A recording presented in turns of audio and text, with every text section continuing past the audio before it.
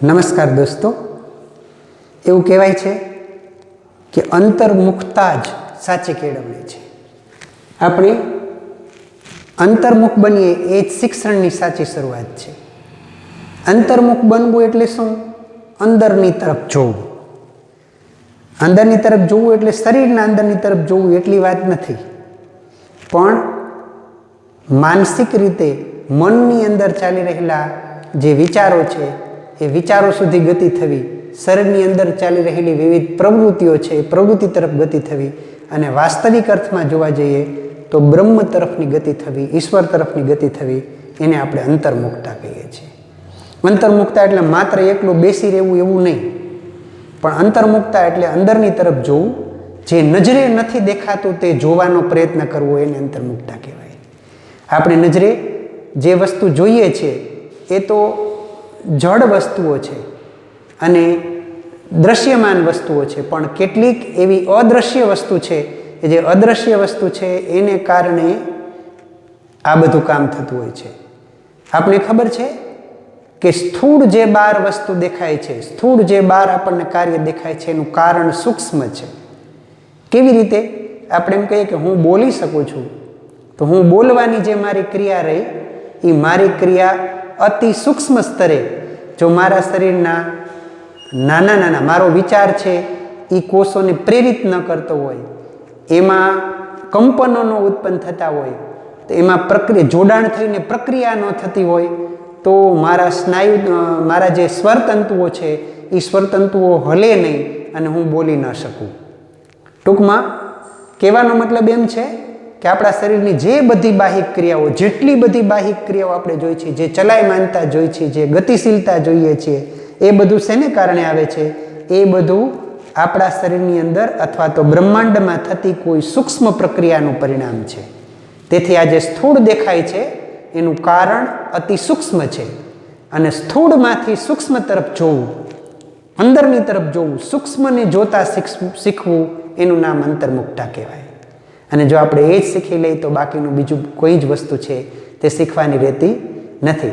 અને તેથી આપણે એવું કહેવાય છે કે અંતર્મુખતા, અંદરની તરફ જોવાની વૃત્તિ છે, એ જ સાચું શિક્ષણ છે. અને આપણા બધાના ધ્યેય પણ તે જ છે કે આપણે અંતર્મુખ બનીએ. આ જગતની અંદર બનનારી જે બધી પ્રક્રિયાઓ છે એ પ્રક્રિયાનું કારણ જાણીએ, રોગનું કારણ જાણીએ તો એ કેવી રીતે થાય છે તે ખબર પડે તો આપણે એના માટે સજાગ રહીએ અને રોગ ન થાય. એવી જ રીતે આ પ્રક્રિયાઓ છે, એ પ્રક્રિયાનું કારણ જો આપણે જાણી જઈએ તો એ પ્રક્રિયા ઉપર આપણો કાબુ આવે, અને આવો કાબુ છે તે યોગીઓ મેળવતા હોય છે. એવી જ રીતે તમે પણ અંતર્મુખ બનો અને તમે પણ આ જગતને આવ્યા પછી સાચી રીતે ઓળખો, એવી તમને શુભેચ્છા સાથે આપણે આજનું કામ આપણું શરૂ કરીએ.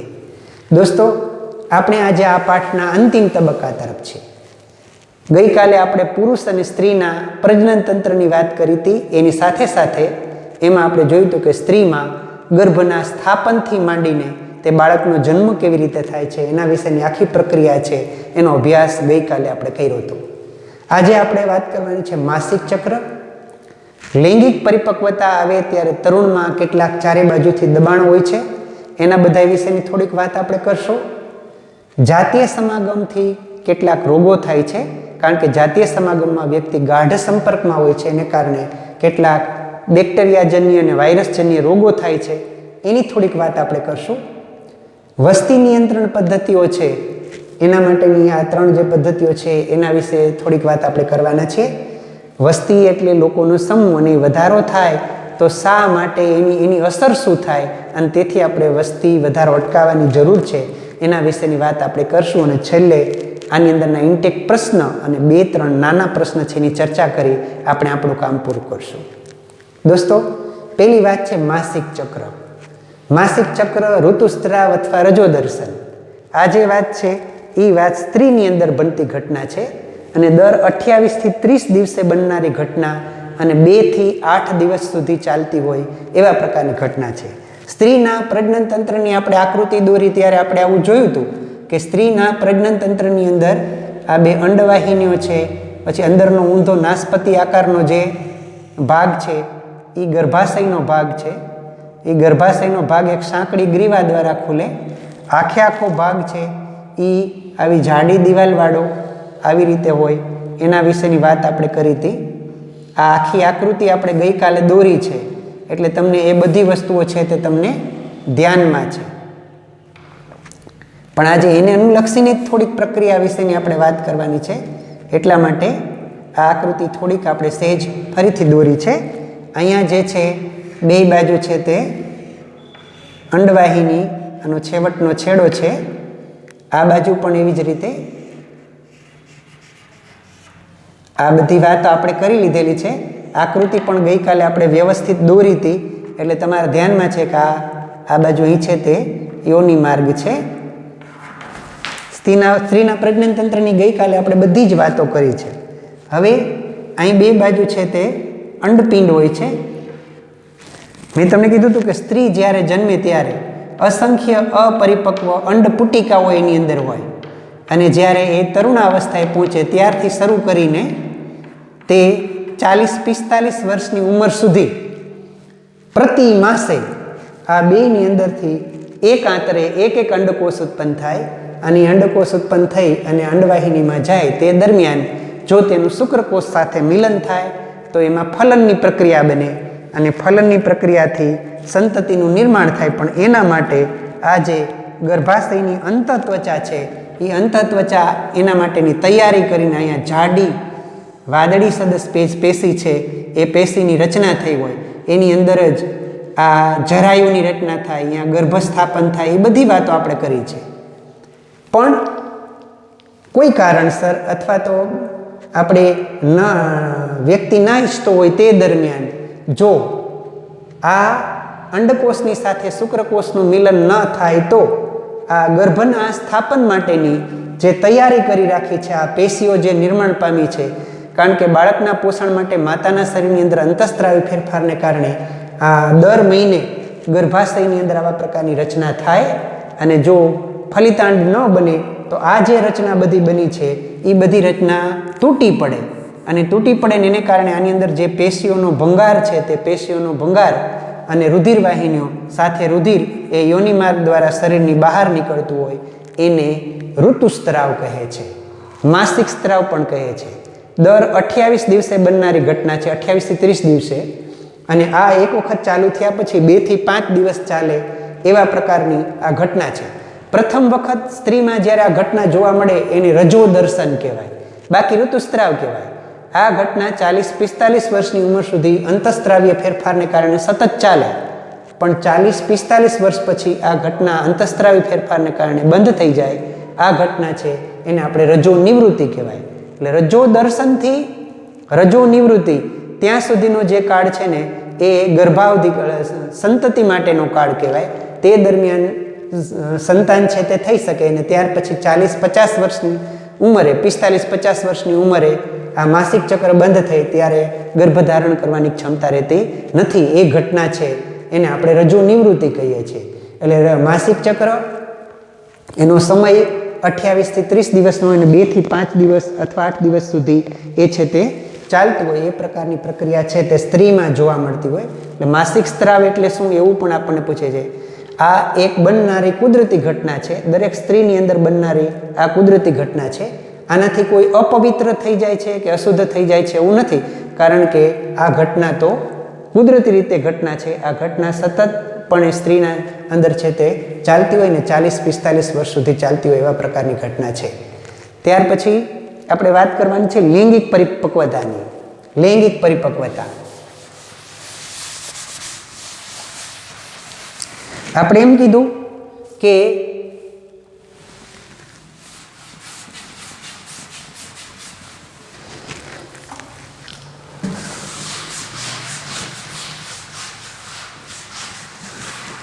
બાળક અને યુવાન એ બે વચ્ચેનો ગાળો તરુણાવસ્થા છે. આમાં શારીરિક વિકાસ પણ થતો હોય અને લૈંગિક વિકાસ પણ થતો હોય. એટલે ખરેખર બાળક છે એ તરુણમાંથી યુવાન ક્યારે થયો એની કેવી રીતે ખબર પડે?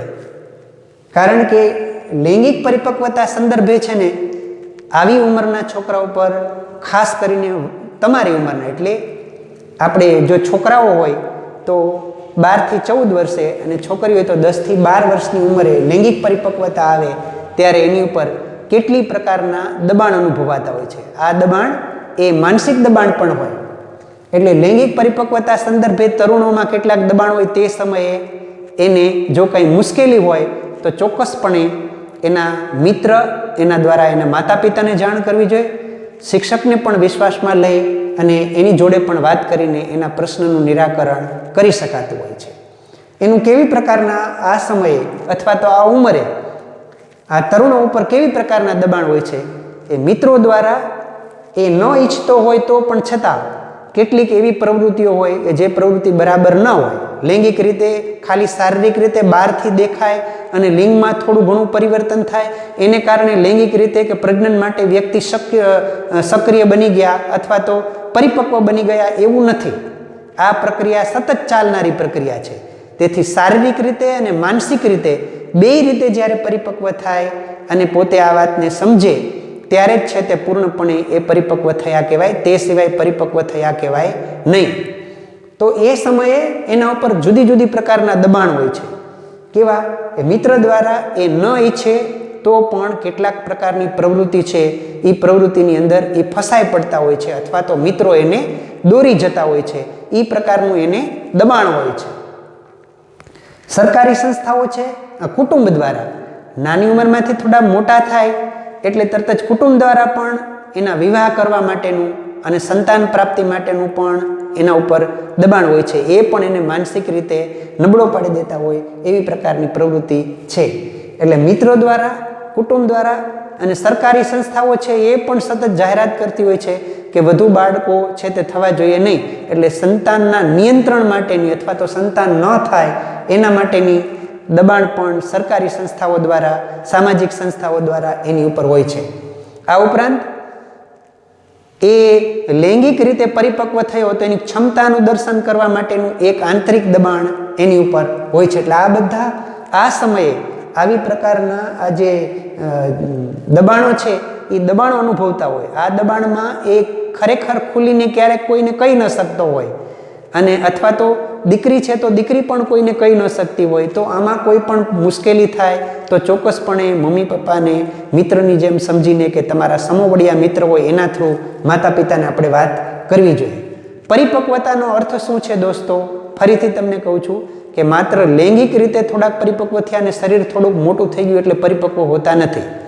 ગર્ભધારણ કરવા માટે અને સંતાન પ્રાપ્તિ માટે ચોક્કસ પ્રકારની ઉંમર અને ચોક્કસ પ્રકારની પરિપક્વતા જ જોઈએ.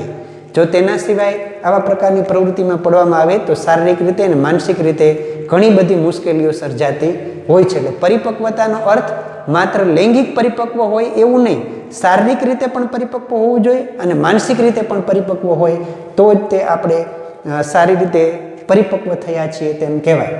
એટલે ઘણી વખતે આવા તરુણ અવસ્થામાં આવા બાળકો ઉપર આવી પ્રકારના દબાણો છે તે હોય છે.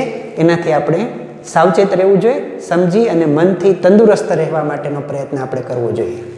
દોસ્તો, જાતીય સમાગમમાં વ્યક્તિ છે તે એકબીજાના ગાઢ સંપર્કમાં હોય એટલે કેટલીક પ્રકારના રોગો પણ થાય છે. એમાં ખાસ કરીને આજે 3 રોગ આપણે આની અંદર બતાવ્યા છે કે સિફિલિસ, ગોનોરિયા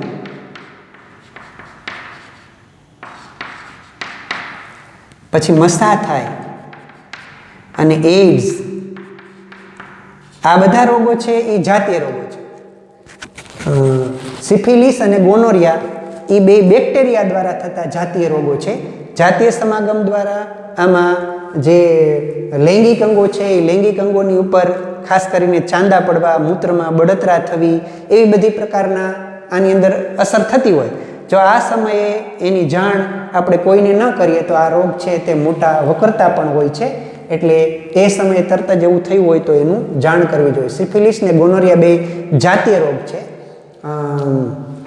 નાઇઝેરિયા ગોનોરી નામના બેક્ટેરિયાથી ગોનોરિયા થાય છે અને મસા છે એ પણ એવી પ્રકારનો. મસા એટલે તમે સમજો છો કે શરીરની બહારના ભાગમાં કાળા તલ જેવો મોટો ભાગ ઉપસી આવવો, એ પણ એક પ્રકારના વાયરસ દ્વારા થતો એવી પ્રકારનો જાતીય રોગ હોય એવી પ્રકારનો છે. અને એઇડ્સ તમને ખબર છે એ એઇડ્સ એટલે acquired immuno deficiency syndrome. AIDS રોગ છે એ ખરેખર રોગ નથી, પણ HIV વાયરસથી આ પરિસ્થિતિનું નિર્માણ થતું હોય છે. HIV human immuno deficiency virus. AIDS એટલે એક્વાયર્ડ ઇમ્યુનો ડેફિશિયન્સી સિન્ડ્રોમ. આ એક પ્રકારની પરિસ્થિતિ છે, પણ HIV વાયરસથી થાય છે. આમાં શું થાય છે દોસ્તો કે શરીરની જે રોગ પ્રતિકારક ક્ષમતા હોય ને એ રોગ પ્રતિકારક ક્ષમતાનો નાશ થઈ જાય. કોઈ પણ રીતે જાતીય સંપર્કમાં આવે અને એ રુધિર દ્વારા અથવા તો રુધિર જેવા પ્રવાહીઓને કારણે એના સંપર્કમાં આવે, એટલે કે ઇન્જેક્શનની સોય દ્વારા, રુધિરના ટ્રાન્સપ્લાન્ટ દ્વારા, જાતીય સમાગમ દ્વારા, એના દ્વારા આવી પ્રકારના રોગો છે તે થતા હોય છે. અને એ HIV વાયરસથી થાય તો એમાં પ્રતિકારક ક્ષમતા ખલાસ થઈ જતી હોય છે. એટલે નાની સરખી શરદી થાય તો પણ મટતી હોતી નથી. એવી રીતના હર્પીસ જોસ્ટર્સ, હર્પીસ સિમ્પ્લેક્સ એ બધી પ્રકારની અસરો છે એ એની અંદર જોવા મળતી હોય. મોઢામાં ચાંદા પડી જતા હોય, આવી બધી પ્રકારના છે તે થાય છે. આની દવાના સંશોધન હજી આપણે ત્યાં ચાલુ છે. એટલે આવી પ્રકારની કોઈ રોગમાં આપણે સપડાઈ ન જઈએ એ પણ આપણે જોવાનું રહ્યું. એટલે એઇડ્સ એ એક પ્રકારની પરિસ્થિતિ છે, એ પણ જાતીય સમાગમથી થનારો રોગ છે. આ બે બેક્ટેરિયાથી થનારા રોગ છે, આ બે વાયરસથી થનારા રોગો છે. એટલે એવા રોગો છે એ રોગથી પણ આપણે બચીએ એ માટે આપણી પૂર્ણ પરિપક્વતા છે એ જરૂરી છે અને તે હોવું જોઈએ. દોસ્તો, વસ્તી સતત વધી રહી છે અને વસ્તી વધે નહીં એના માટે કેટલીક પ્રકારના ઉપાયો યોજવામાં આવે છે. એને વસ્તી નિયંત્રણ કહેવાય. વસ્તી નિયંત્રણ માટે ખાસ કરીને 3 પદ્ધતિઓ છે. એમાં છે યાંત્રિક અવરોધો. સ્ત્રી અને પુરુષના શરીર ઉપર, લૈંગિક અંગો પર પહેરવા માટેના પડદા આવે છે જેને નિરોધ કહે છે. એના દ્વારા શું બને કે પુરુષના શુક્રકોષો છે તે સ્ત્રીના જે પ્રજનન ભાગ છે એની અંદર પહોંચે જ નહીં અને એના પરિણામે ગર્ભ રહેતો નથી. એટલે એવા એક આંતરિક અવરોધો હોય. ઉપરાંત IUCD, ઇન્ટ્રાયુરેટિન કોન્ટ્રાસેપ્ટિવ ડિવાઇસ, એમાં 2 પ્રકારની આવા સાધનો છે. એક ટી પ્રકારનું આવું પ્લાસ્ટિક જેવું સાધન હોય ને એની ઉપર કોપર વીટેલું હોય, એટલે આપણે એને કોપર ટી કહીએ છીએ. કોપર ટી અને આંકડી એ 2 આવા સાધનો છે જે સ્ત્રીના ગર્ભાશયની અંદર મૂકવામાં આવે તો તે ગર્ભના સ્થાપનને અવરોધે છે અને ગર્ભ રહેતો નથી. એટલે કે યાંત્રિક અવરોધોમાં ખાસ કરીને નિરોધ અને સ્ત્રીના પહેરવાના પડદો અને IUCD, ઇન્ટ્રાયુરેટિન કોન્ટ્રાસેપ્ટિવ ડિવાઇસની અંદર કોપર ટી અને આંકડી એ 2 શરીરની અંદર મૂકવામાં આવતા હોય. પણ આ પણ છે એ ડૉક્ટરોની સલાહ સૂચન પ્રમાણે કાળજીપૂર્વક ન કરેલું હોય તો આ પણ નુકસાન કરતા હોય છે. એટલે ડૉક્ટરની સલાહ વગર આવી પ્રકારની પ્રવૃત્તિ છે તે કરવી જોઈએ નહીં. રાસાયણિક અવરોધો, રાસાયણિક દવાઓ છે. રાસાયણિક દવાઓ એટલે ખાસ કરીને કેટલીક ગોળીઓ છે તે મોઢેથી ગળવાની આવે ને કેટલીક યોનિ માર્ગમાં મૂકવાની ગોળી આવે. યોનિ માર્ગમાં મૂકવાની ગોળી સ્પર્મિસાઇડ હોય, એ છે તે શુક્રકોષનો નાશ કરતી હોય. પણ રાસાયણિક દવાઓ છે એ રાસાયણિક દવાઓ ચોક્કસ પ્રકારના અંતઃસ્ત્રાવમાંથી બનતી હોય એવા પ્રકારની દવાઓ હોય. એટલે ચોક્કસ પ્રકારના અંતઃસ્ત્રાવના અસંતુલન ઊભું થાય અને એને કારણે શરીરમાં અંડકોષનું નિર્માણ થતું નથી. અંડકોષનું નિર્માણ ન થાય તો એને કારણે ગર્ભ રહેવાની સંભાવના રહેતી નથી. એટલે રાસાયણિક દવાઓ છે એ રાસાયણિક દવાઓ ડૉક્ટરની સલાહ વગર ક્યારેય લેવાય નહીં. જો રાસાયણિક દવાઓનો છે પણ સીધો ઉપયોગ કરી શકાય નહીં. કેને કેવા પ્રકારની દવા લેવાની છે, પછી એના માટેની જે સમય મર્યાદા છે, એક સામટી ન લેવાની હોય એવી બધી પ્રકારની જાણકારી આપણી પાસે હોવી જોઈએ. અને એ ડૉક્ટરની સલાહ વગર એનો ઉપયોગ કરી શકાય નહીં, નહીં તો શરીરમાં બીજા પ્રકારની અસરો છે તે થતી હોય છે. એટલે એ પણ ધ્યાન રાખવા જેવી બાબત છે. શસ્ત્રક્રિયા. શસ્ત્રક્રિયાની અંદર આપણે જે સ્ત્રીની અંડવાહિનીની વાત કરતા હતા, એ અંડવાહિનીનો છેડો છે એ અહીંથી કાપી નાખી અને એને બંધ કરી દેવામાં આવતું હોય તો એ પ્રકારની પ્રક્રિયા છે એને ટ્યુબેક્ટોમી કહેવાય. ટ્યુબેક્ટોમી સ્ત્રીની શસ્ત્રક્રિયા છે. એ સ્ત્રીની શસ્ત્રક્રિયાની અંદર સ્ત્રીની અંડવાહિનીનો છેડો, બે બાજુની અંડવાહિનીના છેડા કાપી નાખવામાં આવે અને પછી એને મજબૂત રીતે બાંધી દેવામાં આવે તો એમાંથી અંડકોષ છે એ અંડકોષ ગર્ભાશયની અંદર જઈ ન શકે અને એનું શુક્રકોષ સાથે મિલન ન થાય તો એ પ્રક્રિયા છે એ પ્રક્રિયાની અંદર પણ ગર્ભસ્થાપન અટકાવી શકાય. પછી પુરુષની અંદર જે શુક્રવાહિની છે, જે શુક્રપિંડમાંથી જે શુક્રવાહિની જતી હોય છે એ શુક્રવાહિની છે એ શુક્રવાહિનીના છેડા છે તે અહીંથી કાપી નાખી અને એને બાંધી દેવામાં આવતા હોય. એને બાંધી દે તો એને કારણે શુક્રપિંડમાં ઉત્પન્ન થયેલો શુક્રકોષ છે એ શુક્રકોષ જ મૂત્રજનન માર્ગ દ્વારા બહાર આવતો નથી અને પરિણામે અહીંયા પણ ગર્ભ રહેવાની સંભાવના રહેતી નથી. તો એ બધી રહી એ વસ્તી નિયંત્રણની પદ્ધતિ છે. યાંત્રિક અવરોધો, રાસાયણિક અવરોધો અને શસ્ત્રક્રિયા, આ ત્રણ પદ્ધતિઓ છે. એ ત્રણ પદ્ધતિઓની અંદર ગર્ભ છે તે રહેવાની સંભાવના રહેતી નથી. પછી છે વસ્તી નિયંત્રણ. વસ્તી એટલે શું એના વિશેની વાત આપણે કરવાની છે. તો વસ્તી એટલે શું? વસ્તી એટલે વ્યક્તિઓનો સમૂહ, એક જ પ્રકારના સજીવોનો સમૂહ હોય એને વસ્તી કહેવાય. આપણે માણસની વાત કરતા હોય તો એક જ પ્રકારના માણસોનો સમૂહ એટલે વસ્તી કહેવાય. આવી વસ્તી છે એ વસ્તીનું કદ, એનો વધારો ઘટાડો કેના આધારે નક્કી થાય? જન્મ દર અને મૃત્યુ દર. જો વધારે વ્યક્તિઓ જન્મતા હોય અને ઓછા વ્યક્તિઓ મરતા હોય અથવા મૃત્યુ પામતા હોય તો વસ્તી છે તે વધે. બરાબર છે? જન્મતા ઓછા હોય અને મૃત્યુ ઓછા પામે તો કહેવાનો મતલબ મારો એ છે કે જન્મદર, જન્મવાનું પ્રમાણ વધારે હોય ને મૃત્યુનું પ્રમાણ ઓછું હોય તો એને કારણે વસ્તીમાં વધારો થતો હોય. આવો વસ્તી વધારો છે એ કેટલી બધી અસર પાડે. આ વસ્તી વધારાની અસર શું થાય? આ બધી વધારે વસ્તી થાય તો પછી ખોરાકની અછત આપોઆપ થવાની, એટલે ખોરાક છે એની અંદર ઘટાડો આવે, એના માટે સ્પર્ધા કરવી પડે વ્યક્તિને. બીજું, નિમ્ન જીવન સ્તર, ગરીબાઈ આવે, કારણ કે વધારે ને વધારે લોકો હોય અને પ્રાપ્ય સંસાધનો કે પ્રાપ્ય ખોરાક છે એ ઓછો હોય તો આપોઆપ વ્યક્તિને ઓછી વસ્તુથી ચલાવવું પડે અને એને જ આપણે શું કહીએ છીએ? ગરીબી કહીએ છીએ. એટલે નિમ્ન જીવન સ્તર આવે, નીચલી કક્ષાના જીવન સ્તર પાછા પ્રાપ્ત કરવા પડે એટલે નિમ્ન જીવન સ્તર આવે. વધારે વ્યક્તિઓ થાય તો નૈસર્ગિક સ્ત્રોતો છે એનો પણ વધારે ને વધારે વ્યક્તિ ઉપયોગ કરે એટલે નૈસર્ગિક સ્ત્રોતો ઘટે. પછી સામાજિક રીતે પણ કેટલાક વ્યક્તિઓ છે તે પૈસાને ખેંચી જાય અને કેટલાક પાસે ઓછા પૈસા રહે, એના પરિણામે અમીર ગરીબ છે આવા બે ભેદ પણ આવા વસ્તી વધારાને કારણે છે તે પડતા હોય છે. તો દોસ્તો, અંતે જે આપણે વાત કરી તે બધી વાતો છે એ બધી વાતો આ પાઠમાં કરવાની હતી જનરલ, એ વાતો અત્યારે આપણે કરી છે. તો હું તમને હવે આ જે ઇન્ટેક પ્રશ્ન છે થોડાક એ ઇન્ટેક પ્રશ્નની તમને વાત કરું.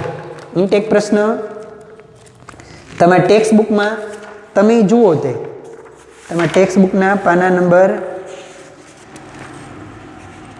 હશે એ તમને હું કહું છું.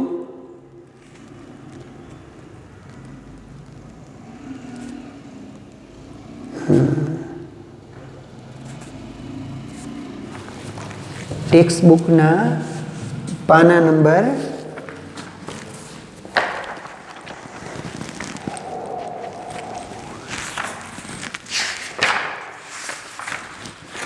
5 પ્રશ્નોત્તર છે. પરાગનયનની ક્રિયા એ ફલનની ક્રિયાથી કેવી રીતે ભિન્ન છે? દોસ્તો, આના વિશેની ચર્ચા આપણે કરી છે. પરાગનયનની ક્રિયામાં પુંકેસરમાંથી પરાગરજ સ્ત્રીકેસર ઉપર પડે, એમાં નરજનન કોષ હોય એ બીજાંડ સુધી ફેલાઈને એમાં ફલન થતું હોય. અને પરાગનયનની ક્રિયામાં માત્ર પરાગરજનું પુંકેસરમાંથી સ્ત્રીકેસર સુધી જવાની ક્રિયા છે. ફલનની ક્રિયામાં નરજનન કોષ અને માદાજનન કોષ મળી અને ફલિતાંડ રચે છે. એ રીતે બે ભિન્ન છે. શુક્રાશય તેમજ પ્રોસ્ટેટ ગ્રંથિની ભૂમિકા શું છે? શુક્રાશયમાં અને પ્રોસ્ટેટ ગ્રંથિમાંથી સ્ત્રવતો સ્ત્રાવ અને શુક્રકોષો આ બધું સાથે મળીને વીર્ય કહેવાય. વીર્યના પ્રવાહી માધ્યમની અંદર શુક્રકોષો તરતા હોય એટલે આ પ્રોસ્ટેટ ગ્રંથિના અને શુક્રાશયના સ્ત્રાવમાંથી શુક્રકોષને પોષણ મળે અને એને ચલાયમાનતા પૂરી પડે. યૌવનના આરંભ સમયે છોકરા છોકરીઓમાં કેવી પ્રકારના પરિવર્તનો થાય છે એની બહુ વાત આપણે કરી છે એટલે વિશેષ એની વાત કરતા નથી. માતાના શરીરમાં ગર્ભસ્થ ભ્રૂણને પોષણ જરાયુમાંથી પ્રાપ્ત થાય છે એની પણ આપણે વિસ્તારથી વાત કરી છે એટલે એ પણ તમારા ધ્યાનમાં છે. આ છેલ્લો એક પ્રશ્ન છે 5માની અંદર કે જો કોઈ સ્ત્રી કોપરટીનો ઉપયોગ કરી રહી છે તો શું આ તેને જાતીય સંક્રમિત રોગોથી રક્ષણ કરશે? તમારું કેવું શું થાય દોસ્તો? જો કોપરટી એ શરીરમાં મૂકી દેવામાં આવે અને પછી જાતીય સમાગમ કરવામાં આવે તોય તે એકબીજાના શરીર છે તે એકબીજાના સંપર્કમાં આવતા હોવાને કારણે જાતીય સંક્રમિત રોગોથી એને બચાવી શકાય નહીં. એટલે કોપરટી એ જાતીય સંક્રમિત રોગો માટેથી બચવા માટેનું સાધન નથી. જોકે ગર્ભસ્થાપન અટકાવી શકે પણ જાતીય સંક્રમિત રોગોથી તે આપણને બચાવી શકે નહીં. તો એની સાથે એ પ્રશ્ન છે તે પણ ત્યાં આપણે જે ચર્ચા કરવાની હતી તે પૂરા થયા છે. પછીની વાત છે સ્વાધ્યાયના પ્રશ્નો 2-3 જે નાના નાના પ્રશ્ન છે એના વિશેની વાત આપણે કરીએ. ખાલી જગ્યામાં અલિંગી પ્રજનન કલિકા સર્જન પદ્ધતિથી થાય છે. આપણને 3 ઓપ્શન આપ્યા છે: અમીબા, ઈસ્ટ, પ્લાઝ્મોડિયમ ને લેશમાનિયા. અમીબામાં દ્વિભાજન પદ્ધતિ છે, ઈસ્ટમાં કલિકા સર્જન છે એટલે આપણો જવાબ ઈસ્ટ થશે. પ્લાઝ્મોડિયમમાં તમને ખબર છે બહુભાજન આવે. લેશમાનિયા પણ દ્વિભાજન પદ્ધતિથી પ્રજનન પામે છે એટલે આપણો જવાબ છે બી, ઈસ્ટ. 2 નંબરનો પ્રશ્ન છે નીચે આપેલા પૈકી કયું માનવમાં માદા પ્રજનન તંત્રનો ભાગ નથી? પુરુષના પ્રજનન તંત્રના અને સ્ત્રીના પ્રજનન તંત્રના અવયવો તમે શીખા છો એટલે તમારા ધ્યાનમાં તરત આવશે કે અંડાશય, ગર્ભાશય ને અંડવાહિની આ માદાના પ્રજનન અંગ છે, પણ શુક્રવાહિકા એ પુરુષનું પ્રજનન અંગ છે એટલે એનો જવાબ થશે સી, શુક્રવાહિકા. પરાગાશયમાં ખાલી જગ્યા હોય છે. હજી હમણાં જ આપણે વાત થઈ. પરાગાશયમાં બીજ વજ્રપત્ર નો હોય, અંડાશય નો હોય, સ્ત્રીકેસર નો હોય, પણ પરાગરજ હોય. એટલે પરાગાશયમાં પરાગરજ છે તે હોય છે. બાકીના મોટા પ્રશ્ન છે એ પ્રશ્નની બધાયની ચર્ચા દોસ્તો આપણે કરી છે. આ સંદર્ભે લગભગ હવે આપણે કોઈ પ્રશ્ન છે એ પ્રશ્નની ચર્ચા કરવાની રહેતી નથી. બરાબર? આપણે આ જે તમારે જાણવું હોય તો આ જે બેક્ટેરિયા છે એનું નામ છે ટ્રોપોનિમા પેલેડિયમ અને આનું નામ છે નાઇઝેરિયા ગોનોરી. મસા છે એ વાયરસથી થતો રોગ છે. આ વાયરસનું નામ છે હ્યુમન ઇમ્યુનો ડેફિશિયન્સી વાયરસ. આનું નામ છે એક્વાયર્ડ ઇમ્યુનો ડેફિશિયન્સી સિન્ડ્રોમ. બરાબર છે દોસ્તો? આશા રાખું છું આટલી વાત તમને બરાબર સમજાય હશે. આ સાથે આ પાઠ પણ આપણને પૂરો થયો છે. પણ આપણે ધ્યાન રાખવાનું છે કે આ પાઠ શીખવાનો આપણો ઈરાદો આપણે જાતીય રોગોથી બચવા માટેનું અને ખરેખર સાચા જાતીય પરિપક્વ આપણે ક્યારે બનીએ છીએ તે જાણવા માટેનો છે. એટલે એ હેતુ લક્ષમાં રાખીને આપણે આ પાઠમાંથી કંઈક ને કંઈક શીખશું. આજના તમારા જે પ્રશ્ન હશે એ પ્રશ્ન જે બોર્ડમાં પૂછાય છે એ જ પ્રશ્ન મેં અહીં લખી રાખ્યા છે. માસિક ચક્ર અથવા ઋતુસ્રાવ સમજાવો 3 માર્કમાં પ્રશ્ન પૂછાય છે. લૈંગિક પરિપક્વતા સંદર્ભે તરુણ પર કેવી પ્રકારના દબાણ હોય છે એ બધી આપણે ચર્ચા કરી છે. એના અહીંયા નાના નાના મુદ્દાઓ મેં લેખા પણ છે. એની અંદરથી આખા મુદ્દા તમને યાદ આવી જશે. જાતીય સમાગમથી થતા રોગો જણાવો એમ આપણને પૂછાય છે તો સિફિલિસ, ગોનોરિયા, મસા અને એઇડ્સ. વસ્તી નિયંત્રણની પદ્ધતિઓ વર્ણવો એ પણ 3 માર્કમાં પૂછાતો પ્રશ્ન છે. યાંત્રિક અવરોધ, રાસાયણિક અવરોધ ને શસ્ત્રક્રિયા. પછી વસ્તી એટલે શું? છેલ્લો પ્રશ્ન આપણો વસ્તી એટલે શું? વસ્તીનું કદ કેવી રીતે નક્કી થાય છે અને વસ્તી વધારાની અસરો જણાવો. આ જે પ્રશ્ન છે એ પ્રશ્ન આપણને પૂછાય છે. દોસ્તો ઇન્ટેક પ્રશ્ન અને સ્વાધ્યાયના પ્રશ્નો પણ આ પાઠની અંદર મહત્વના છે. ઇન્ટેક પ્રશ્નો અથવા આપણને જે અંદર પ્રશ્નોત્તર આપેલી છે એવી જે પ્રશ્નોત્તર છે એ પ્રશ્નોત્તરમાંથી તમને પ્રશ્નો પૂછાઈ શકે. એમાં નાના નાના ખૂબ જ સારા પ્રશ્નોનું આયોજન કરેલું. આપણે લગભગ બધા પ્રશ્નોની ચર્ચા એની અંદર કરી છે. ઉપરાંત ટેક્સ્ટ બુકમાં પણ આપણે જે આવે એ બધા પ્રશ્નોની ચર્ચા આપણે કરી છે. આપણા કોર્સમાં અત્યારે સમાવેલા નથી કોવિડ-19 પ્રમાણે એટલા પ્રશ્ન નહીં લખો તો ચાલશે. બાકીના આપણે ચર્ચા દરમિયાન મોટા ભાગના પ્રશ્ન છે તે લખાઈ ગયા છે. મોટા પ્રશ્નમાં આવી જતા હોય તો પણ તમારે બીજી વખત ફરીથી લખવાની જરૂર નથી. પણ તમને એમ લાગે કે આ પ્રશ્ન છે તે આગળ આવેલો નથી તો એવા પ્રશ્ન લખજો, બાકી બીજા લખવાની જરૂરત છે નહીં. તો દોસ્તો, આજે આપણે આટલું રાખીએ છીએ. ફરીથી મળશું બીજા નવા પાઠ સાથે. નમસ્કાર.